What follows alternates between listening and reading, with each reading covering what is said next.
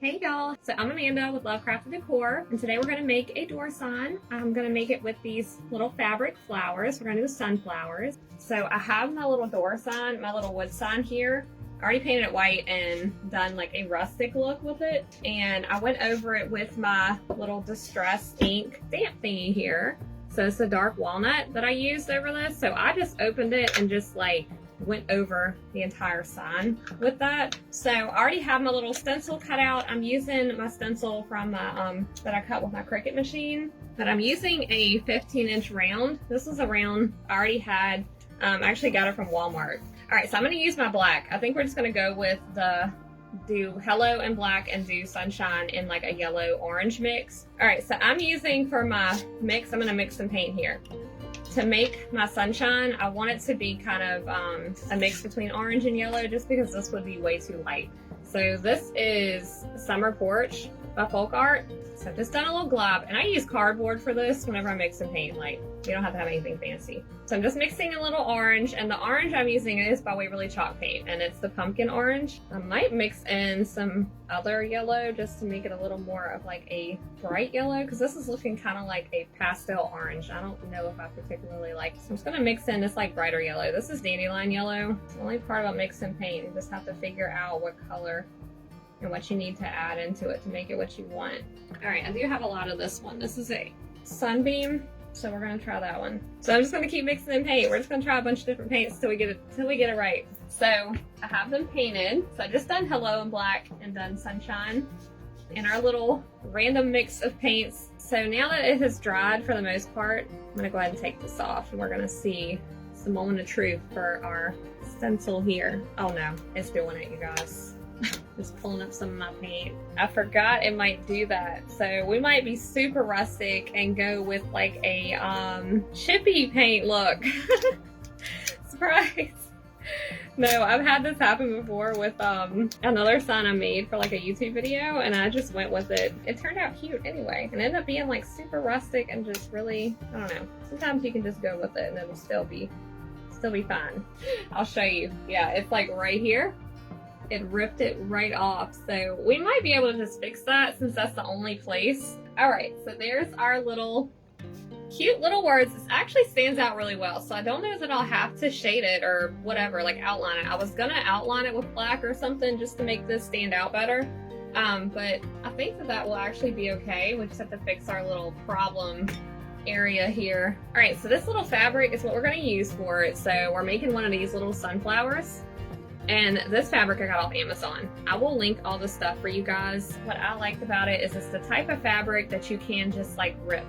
So you can just cut a little slit in it, and then you can just rip it right on off. And it just creates a perfect little strip of fabric for however thick you want to do. Now, as far as determining how much fabric you need, I still haven't quite figured that one out. So you just have to create as much pieces that you think you need, and then just, you know, you may end up having to add more if you run out. And I left a little piece from earlier to try to help myself determine how long I need to make these, but I actually need to do them a little bit longer because it was kind of difficult to deal with when they were this short. So I'm gonna do them a little bit longer. We're just gonna cut all of this into these pieces. Now you can just do it individually if you want to, or you can like fold or put them all together and cut. So I'm just gonna put them all together so that we can try to save some time here. So now what you're gonna do, once you have your little mason jar top, and you're gonna take your fabric and you're just tying them onto this. It's just super easy.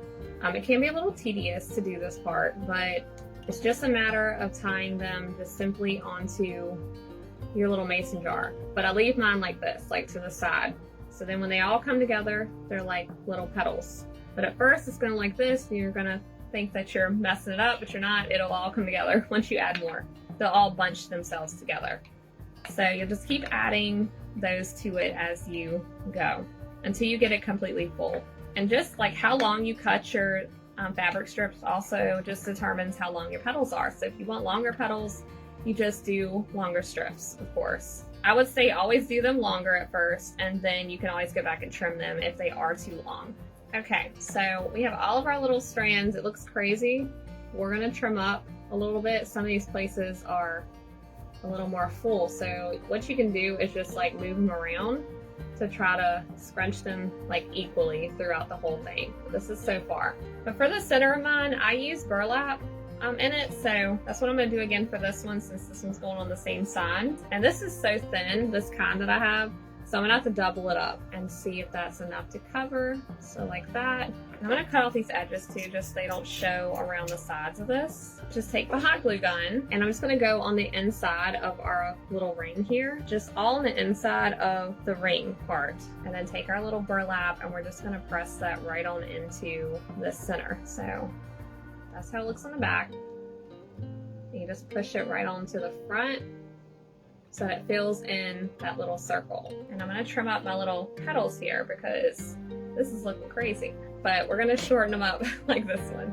So this is before you trim it. It might look a little wild, you know, I mean, it's just going to happen, especially if you don't tie them, like, because you can easily just tie them unequally too. So normally I'll just go in and just kind of randomly cut what I want to trim off. So whatever looks like it needs to be cut, it's all in your preference on this part. So I'm going to put one of these sunflowers at the top, and then we're going to put one somewhere down here. So we're going to add our leaf in here, and I'm just going to do a bunch of glue just to hold him in place. And then take our big sunflower, and we're going to glue this down. So I just want to see where I want to put it. So I'm just going to add in a bunch of hot glue behind it. But yeah, just glue that right onto.